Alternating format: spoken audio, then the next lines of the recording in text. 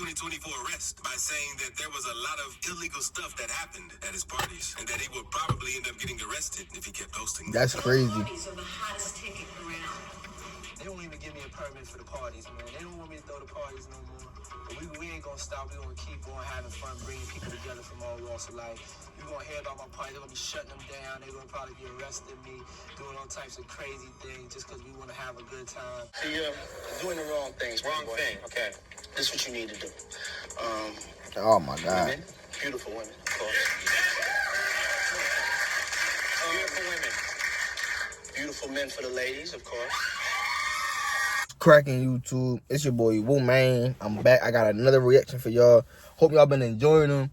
If y'all new here, bro, welcome to the reaction channel, bro. If y'all old, if y'all subscribe and all that, cuz, and y'all wondering what happened to my motherfucking afro, bro, I cut it. As you can see, I'm on my wave shit. I had thought I had my brush. I don't got the brush, but listen, man, we back. We got another reaction. I'll turn y'all back on with my other phone set up. Let's get it. I got the video set up. We got another trapologist. You feel me? He been on my channel a few times, bro. I be watching your videos. I fuck with you if you watching me. But we got when rappers get arrested over interviews. It couldn't have been a more perfect time with Lil Durk being in the motherfucking feds. If you know, you know. Whole shit, murder for hire. But let's get this shit cracking.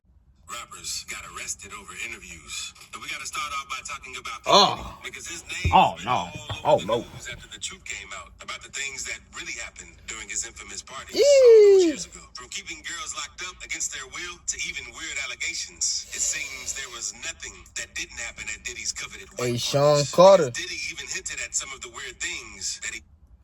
Hey, Sean Carter out here tweaking. I forgot his little ass got scooped up. If those y'all don't know, the Diddy party you do not want to attend. Diddy slipped at saying how his parties really went down was in a personal interview he did for Entertainment Tonight back in 1999.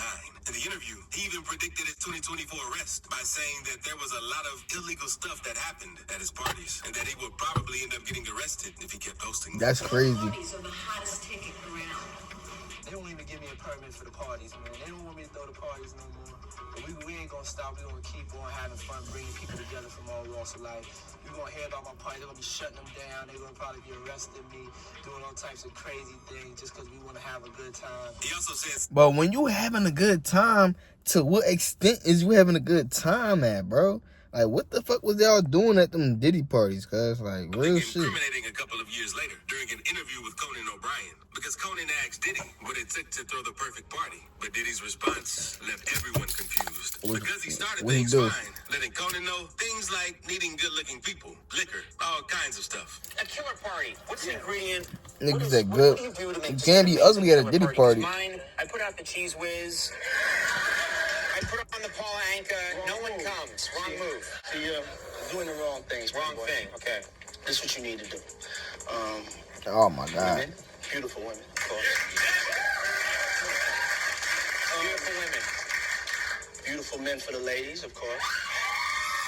But then he went on to say that the doors needed to be locked at all times for the girls to stay inside. And that's when Conan's expression immediately changed.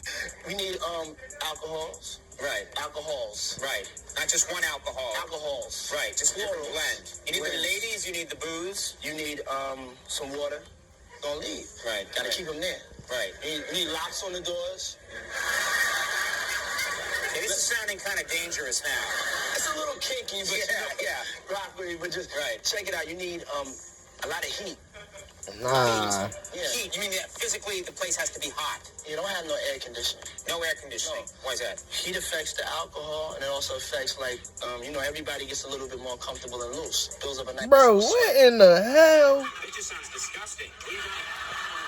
Yo, this nigga Diddy like having orgies? Diddy did the same thing I don't get it. when he went to the Ellen show in 2009. Ellen asked Diddy at what time his parties usually started. And he said that they started at 9:30, but that his weird other kind of parties happened at midnight. Now, what time would your party start, let's say?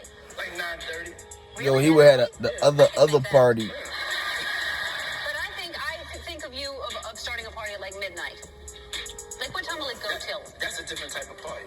Uh-huh. Now, Diddy might That's not have crazy. gotten This shit was arrested in over our these faces interviews for real, bro. particularly, but He was some not hiding fans it. claim that these are definitely going to be used as evidence and proof that he got some weird things going on behind closed doors. But not the same can be said about AR-Ab, who snitched on himself multiple times, both online and in interviews, leading to his own arrest. AR-Ab is a Philly rapper who began growing his career Doing all them motherfucking DJ Vlads. Got your little his ass. partner Cassidy started dropping back-to-back hits in the early 2000s, with his debut album, I Split forgot about Personality, Cassidy. reaching gold status just a month after release. And Ab wasn't really focused on music and cared more about putting work in the streets, which caused him to get in a lot of trouble with the law. Because around 2009, Ab started the gang Original Block Hustlers, or OBH for short. They started things off quickly gaining territory in North Philly until they got enough money to begin their own label, the same name as the gang. But that didn't slow Ab down because he ended up getting shot 10 times at a stop sign while cruising through Kensington in September 2010. From there, he managed to be invited to do a session with Meek Mill, but missed the opportunity since he was more focused on the streets. But that's not even the dumbest thing he did, because right after he started to get a buzz with his music career, he started self-snitching, letting everybody know the things he and his gang did behind the scenes. Like himself being the mastermind of the drug-selling operation, as well as sending hits to anyone who tried to go He didn't against say him. that. Because in one video, Ab let everyone know that anybody that rolled down their block would instantly get smoked. You come down this block, is nobody gonna make it off block, man. I promise you won't make it off this motherfucker, man.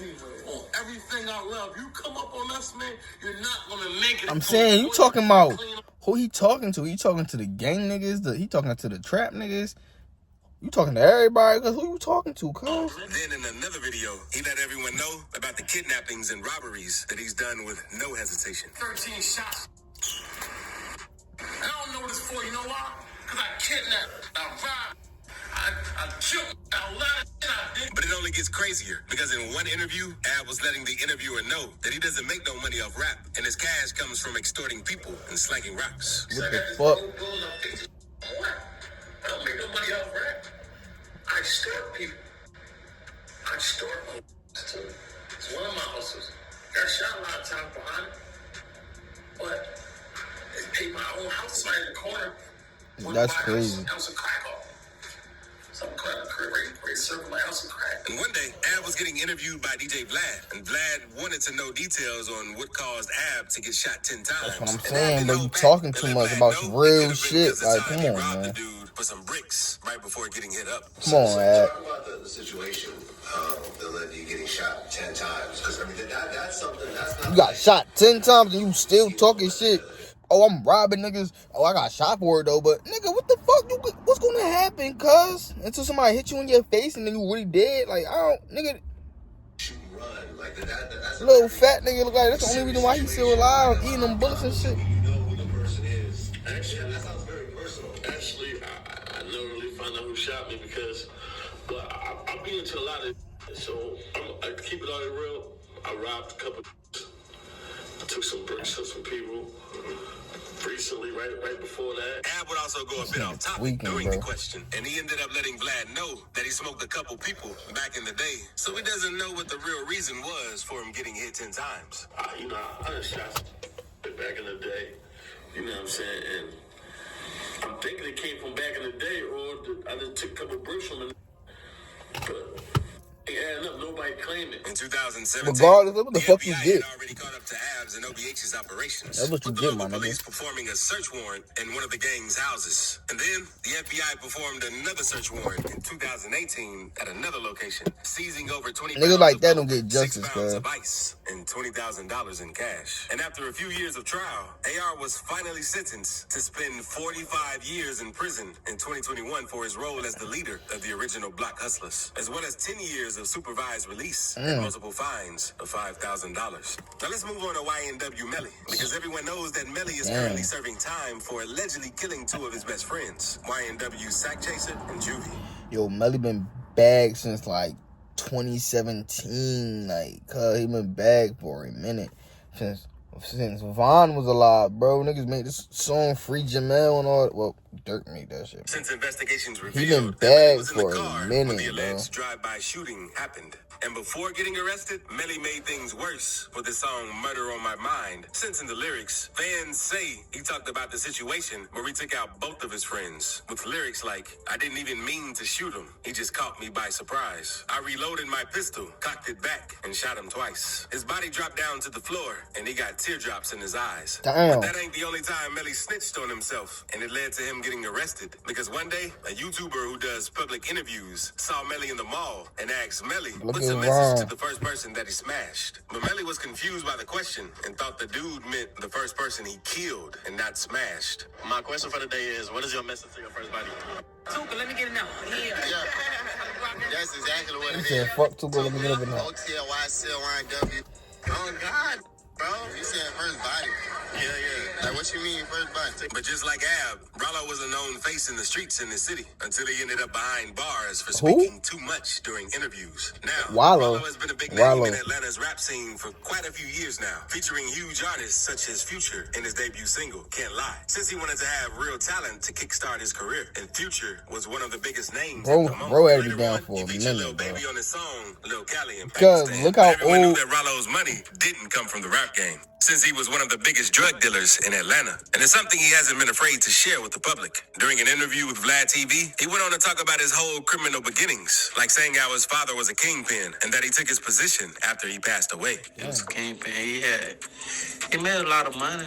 But, you know, as you get 60, 70 years old, it just ain't no point in hustling like that no more. He was hustling all his life. All his clientele knew me as his son. So it was like, it almost chose you. And it just chose me. I'm about to say. Because they was just waiting for me to get some dope. So Damn. supply them with. Damn, nigga. You already in the position on some street shit to make money. Like, all you got the clientele. Niggas is just waiting for you to re-up. Oh my God, bro. Like, of course you gonna re-up and go make that money, right? So as I grow older, the clientele was already attached to me. He Damn, also that's mentioned crazy. how he went on to become the biggest dealer on his block. I was the biggest drug dealer in the Bluff for a long period of time. I had the Bluff and I had Simpson. Like they like two different neighborhoods almost, but they're in the same area. And I was the biggest drug dealer over there. Now, so when you say I had neighborhoods, the you talking about a best block drugs or in like my a house. little So I had area? large quantity for a lower price. You know what I'm saying? So I was out beating all my competition around the way. Later on, he spoke about managing to make over $12 million during God his time as a damn. kingpin, but it only ended up being $3 million after all the expenses. I actually made 12, right? Because I was counting how much money I had made. But I only had like 3. Jewelry and cars and clubs and clothes, jacket, Damn. like if you Damn, my nigga. You was a millionaire off the streets. Fuck. I can't even imagine this, like, it's your world type shit. 300,000, 400,000, just making it on everyday life. Like even if you taking your girl out to the restaurant, it costs money for the gas. Like so, I just was counting my profits I made. And Rollo wasn't scared to let the world know about his dirty work. You because always the gotta craziest count thing your he talked profit, about man. during that interview was confessing to the time he shot at rich homie Quan over Quan treating him like he was weak. But he also went on to mention that to him, it wasn't wrong because that's what he knew all his life. He leaked that out. I didn't never even confront Rich Homie Quan. He called me like, bro, why the hell you go on Disney 50 doing all that on like that, bro? I just want y'all, the world, to know how y'all rap. See y'all ain't really y'all say y'all lives on this music and y'all got diehard fans. And like I wanted to tell the fans in the world like this ain't really going on. You know what I'm saying? But I ain't trying to kill him or nothing that social media like make it out to be. You know what I'm saying? I just wanted to show them like he ain't gonna do that to me that he did to other people. I hate when people prey on the weak because I seen him and other rappers go at people that went about their life and didn't have that going on and they was able to prey on the weak. Bro, who the fuck is this nigga? I never heard of him. When I shoot people, the thing that I did to Rich Homie Quan, I ain't feel like it was a bad thing to do because that's what we did all our life. So a person that I ain't shoot at seen each that other. and ain't used to that. They'll think it's wrong. But when you raised up, that's all you know. If your mama teach you Spanish and you from America, you only know Spanish. But that's not the only time he talked about his past during an interview. Because a year prior, he was interviewed by DJ Smalls to specifically talk about it, with him saying that he had been putting work in the streets since he was just 13 years old, since he was selling dope and hitting at people. See, I had, when I was like 13 or 14, I had shot some dudes tried to rob me in the bluff. I was a youngin' on the block, know what I'm saying? I ain't know no better, know what I'm saying? I ain't know that I wasn't supposed to do what I was doing, but and now that I look at a 13 and 14 young niggas on the block. Child, and I was out there selling dope around the campfire. You know, we used to light the fire to get the mosquitoes away. But them still biting us. I don't know how the hell, who hell came up with the smoke and get the mosquitoes away. But some dudes robbed me and tried to take my bomb, and I had one up there and I shot a couple people. Damn. I was getting a 9 for $5,000.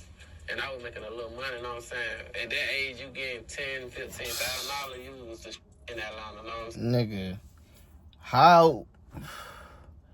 That's crazy, bro. But you gotta think about it. That's what come with big ass cities like Philadelphia and bigger cities like that, bro.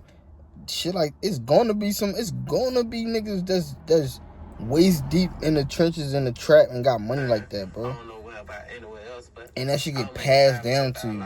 Some dudes robbed me named Gregory Bailey. He robbed me, and I went back and I shot him, and I shot a couple of his friends. I shot like 4 people. And that was more than enough evidence to directly incriminate Rollo with multiple crimes. And in April 2018, it was reported that he had been arrested by the FBI over charges of leading a criminal organization and for trafficking up to $2 million in marijuana. Local rapper Rollo is now facing federal charges after a raid at his Southwest Atlanta apartment.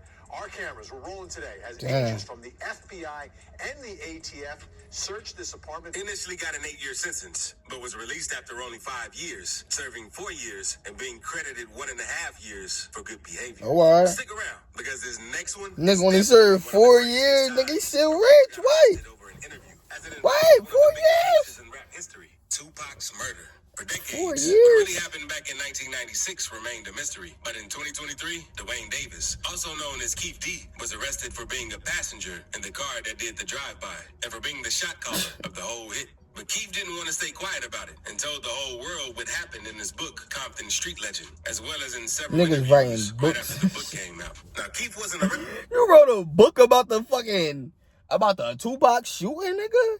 What the fuck, bro? Come on, cuz. Bro, he must have thought all the time that passed, bro. Ain't no motherfucking... Bro, what's that word? Ain't no fucking law or standards on that shit, nigga. It don't matter how old that shit is. You can still get prosecuted. What the fuck? In the community, being close friends with Suge Knight since they were in high school, and was one of the main investors behind Death Row Records. Old ass nigga. Was Suge, overthinking he was too soft. Back in 2019, Keith sat down with Vlad TV to tell pretty much everything about what happened TV that day again. in Vegas, as well as the other people who were Bro, involved. if I ever make it, bro, I'm not going on Vlad. Keith told them that Diddy offered them $1 million to take out Tupac and Suge since he wanted Death Row out of the picture. For an amount of money, and they kind of just let it go at that point in time. But of course, Keefe D knows in the back of his mind, this is what Puffy wants done. And they all end up out in Las Vegas. Suge's out there. Man, I'll give you $1 million, whatever it takes. You know, it's like exaggerated speech. But of course, when we interview Keefe D, he's like, yeah, that's the agreed amount, was $1 million. Later in the interview, Keith said how they were waiting for Tupac outside the Tyson versus Selden fight. And in past confession recordings, he said how Terrence Brown, a.k.a. T Brown, pulled up next to Suge's car. And the guys who were in the backseat wrote... I can't believe it's real grown-ass men. You're on an interview, bro. That's getting millions of views. Why are you... As he tried to get a gun to shoot back. And then you hear these girls say, Tupac, Tupac. You know, we coming up, what's the name? What's that, Flamingo? That's crazy how this nigga really... Flamingo. He's coming up Flamingo and got to the light. He's gonna go drink and smoke some weed. And he happened to be hanging out the window. He's hanging out the window like he was in a parade. Tupac. Yeah, he was. So what happens next?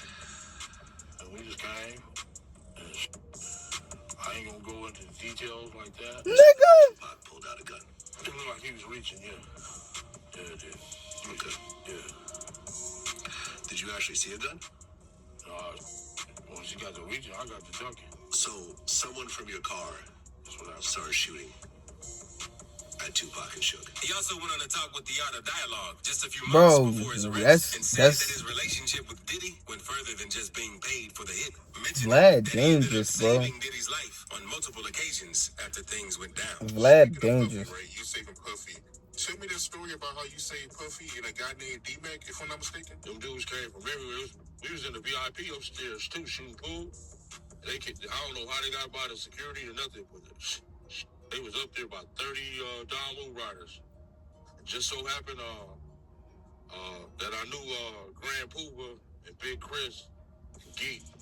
Like, oh, that's KVD. Otherwise, we would have been destroyed up in that mother. They would have broke our back. I ain't gonna lie, we would have lost that one for sure. But I had me a pool stick. I was gonna defend myself. Yeah. That's one time he could have lost his fight. Now, the only reason Keith was saying all of this was because he was sure he wouldn't get caught. Since it had been so many years since the incident happened, I thought he had already gotten away from it. But it goes to show that you're never safe from life catching up with you, especially when you commit one of the most talked about crimes in the history of rap. And Soulja Boy also got into some deep trouble with the law over things he said during an interview. Because back in 2014, he faced a felony weapons charge for carrying a loaded firearm in the streets of LA. He was placed under arrest in the San Fernando Valley jail, but walked away after posting a $35,000 bail. He was placed on probation until further notice. A few years later, in 2019, he shared the details of something. Damn, that was 2019 when he had the Gucci shit on. The Breakfast Club. He told them that a group of 5 armed guys wearing all black broke in his crib in Atlanta while he was in the studio room, and he fired at them, hitting 2 of them. Tried to kill me before, you know what I'm saying? So you probably got some PTSD. Yeah, tried to rob me, I shot them.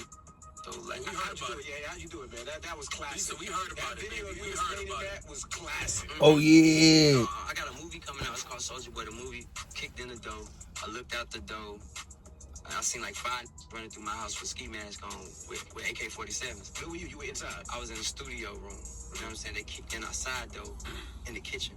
So when I looked, they didn't see me. So when I cracked the door open, I seen like 5 in all black with ski masks on with guns. So I just opened up the door and started shooting it off. What kind of gun you had? I had a Glock, like a 4.5 Glock. Okay. I started shooting at all. The first I missed, he ducked and ran out the house. Now, it's true that Georgia's stand your ground law allows for a citizen. All right, so he really did that shit. All right. Poses a threat once inside. And Soulja's guns were registered, but he was still on probation from his arrest way back in 2014. So when the judge in charge of the case saw what happened, he was immediately arrested again for violating his probation in March 2019 and was sentenced to spend 240 days in jail as a result. And the interviews was also part of the reason, since it went mega viral and the fans paid attention to everything Soulja talked about. And when it comes to rappers snitching on themselves during interviews, that's not really snitching though. A notorious member of Oakland, because back in August 2020, Panda Body Productions, a small YouTube channel that focused on showcasing the reality of Chicago's most dangerous hoods, did a small documentary on O-Block and asked Boss about his thoughts on the passing of FBG Duck, one of O-Block's biggest ops at the time, who had been gunned down a few weeks before. But it seemed like his answer had a deeper meaning behind it, because he said What'd he say? that it wouldn't have happened if he hadn't dissed T-Roy, one of O-Block's dead members and a close friend to King Von. You got any, like, thoughts, like, on FBG Duck, you know? Any thoughts on him? Like, did you know him? Duck? Did you know him before, like, everything? Like that? I don't know. Okay. That's all you should have kept saying. Troy or rest in peace, Duck. Okay, so you got anything about FBG Duck? It's, you know what I'm saying? You don't say about Troy. That's it. About Troy. Get that guy over there. What ever? You know me. Come on, man. Don't do that. Yeah. That motherfucking camera dangerous. Do not get me in the camera on O-Block, bro. Don't do that. You know I know that. Stop playing. Right after the hit on Duck happened, everyone suspected O-Block of being behind it all. And people saw what Boss said on the interview as a dead giveaway. People in the Chiracology subreddit also spoke on the situation, saying that Boss Top can't shut his dang mouth for nothing. And as of January 2024, a total of 6 O-Block members, C Murder, Kenny Mac, Los, C-Thang, Teezy, and Muwap, have been convicted of the shooting. An alleged witness said that King Von had placed a bounty for $100,000 on Duck himself, since he wanted to get rid of him for disrespecting T-Roy. But for Pee Wee Longway, it was his suspicious silence during an interview that really made police look at him and led them to find out what he had done. Because back in 2017, when he was starting to blow up again, he was interviewed by Vlad TV to talk about his story. But one of the first questions he was asked was about his involvement with the Crips.